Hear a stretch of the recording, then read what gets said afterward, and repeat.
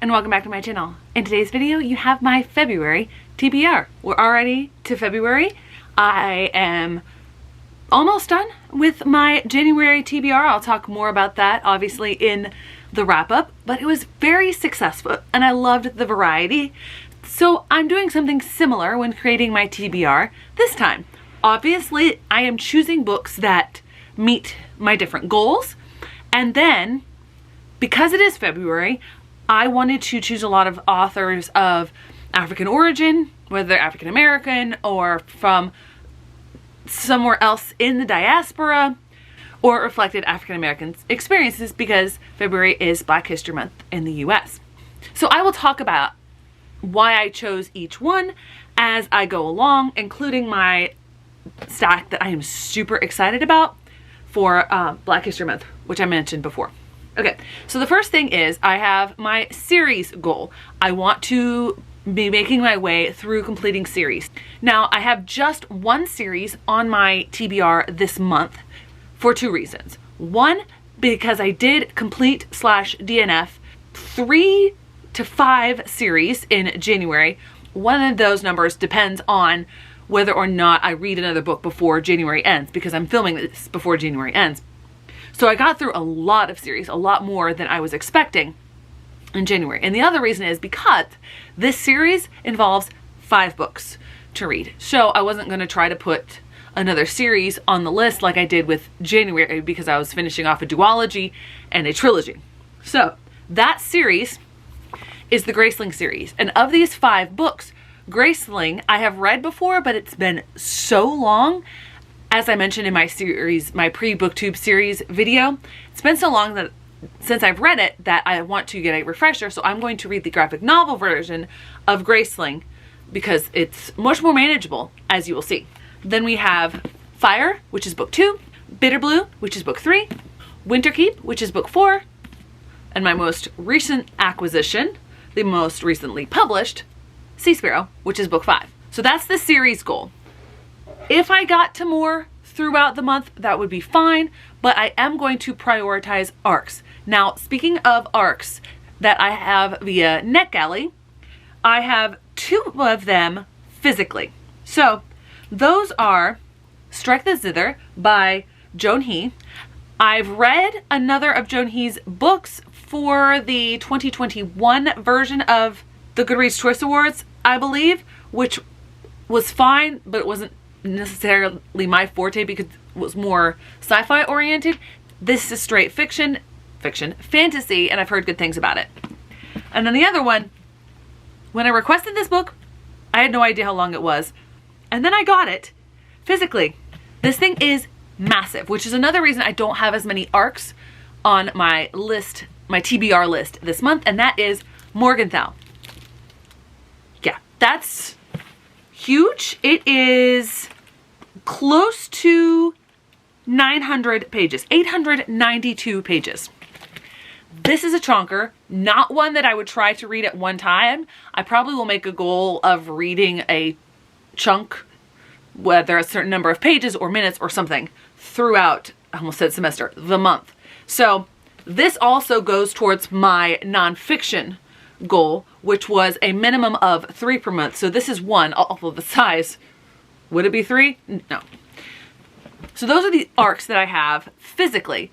Via audiobook, I also have Nubia, The Awakening, and I have that through Libro FM, through Educator Advanced Listening copies. I was going to listen to that this month on the way home from Houston. However, my mom was listening to an audiobook using Libro, so we couldn't both use the app at the same time. So I'm going to be getting to that as well. So that's 3 of my NetGalley arcs. Most of the books that I have on my TBR are not NetGalley arcs. So if I get to the end of the month, and it is a short month, so I may not get through all of these. I think I will get through all of these. I just don't think I'll have time for extra.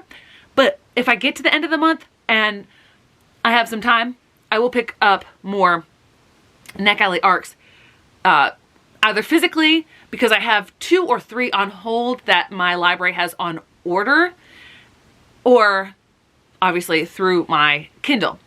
I have discovered that I much prefer to have the actual physical book with me, even if I listen to it via audiobook, just because I like, you know, being able to physically hold it. I just realized this is a 14-day loan. Oh, that's going to be fun. Anyway, so I don't think I will request as many ARCs going forward because I just don't necessarily enjoy the electronic reading process. I enjoy having it physically, and an ARC, obviously, you wouldn't have it physically because it hasn't been published yet. Now, speaking of the other goals, I will go ahead and talk about the other 2 nonfiction books that I have on my list for this month. Those are both of my 23 and 23 books, and I chose them specifically because it is February. Also one that I was eagerly anticipating and cannot wait to read. That is Running While Black by Alison Mariella Desir. I am really excited to get to this one. I'm so glad I have it. There are so many running books coming out by women who I admire and look up to, so I want all of them, but this is the first one that I have, and this is the first one I'll be getting to. So that is nonfiction book 2, and also another book to cross off my 23 and 23 list. The other one is also related to that, and it is also by a Black author. That is The New Age of Empire, How Racism and Colonialism Still Rule the World. This is something I am definitely interested in. It is by Kindy Andrews. I believe Kindy is how you say it. I'm not sure. This is his author picture here on the back. I prefer the other version of the cover. However, I do like how floppy it is and the size of it as well. I'm really intrigued to get to this one. So there's that. I chose those strategically, obviously. One thing that I noticed and that I'm really excited about is that except for Morgenthau and the Graceling series, all of the authors of the books that I'm reading are people of color. So that is something I wanted to work on and making good strides, and I'm so excited about all of these books. So next we have the Buzzwordathon book, and I believe the prompt was verbs. So for that, I chose Kiki Kalira Breaks a Kingdom by Sangu Mandana. Now, when I put this on my list originally, when I purchased it originally, I hadn't read The Very Secret Society of Irregular Witches, also written by this same author. And while I didn't think it was bad, I wasn't as captivated by it as other people were. But I think this one will still work, and I am still really excited about this one. And then the series that I'm going to start, I looked at that whole shelf that I have there, and I couldn't decide. So I did several rounds of Eeny, Meeny, Miny, Moe, and I ended up with the one that I'm most excited about, City of Brass by S.A. Chakraborty. So I'm really excited about this. I just realized S.A. Chakraborty, Shannon Chakraborty, she is not a person of color. She is married to a person of color. She is a Muslim convert, and she centers these stories because I believe that's also her husband's ethnicity, and she does a lot of research on it. So it's still in that realm. But I am so excited about this series. I've heard such good things about the series from people whose tastes align with me, from just about everybody. So excited for this. And then I have a stack of books that I just went to my shelves. I'm like, okay, what am I excited about reading? What books do I have that are written by Black authors? And I've got so many that I am so excited for. I'm going to start by talking about my Book of the Month books. And I have 2 of those. The first of those we have is Someday Maybe. And this is not my preferred genre. It's not a genre that I go to a lot. I believe it is more literary fiction. This story is, the protagonist is dealing with the fact that her husband committed suicide and how that rocks her world. I think there was something else to it. Oh, the fact that she was the one that found him and the trauma added on top of that. So this is probably going to be a really hard-hitting one, but I'm looking to expand the genres that I read from to find some hidden gems. So hopefully this is a hidden gem. The other Book of the Month book that I have that I'm going to read, I'm really excited about. It was a Goodreads Choice Award nominee, and that is Take My Hand by Dolan Perkins Valdez. This is historical fiction set in the 70s. She is a gynecologist or a nurse that works in gynecology, and she is providing care to women in the South. It's either pre or post Roe, but I'm not 100% sure.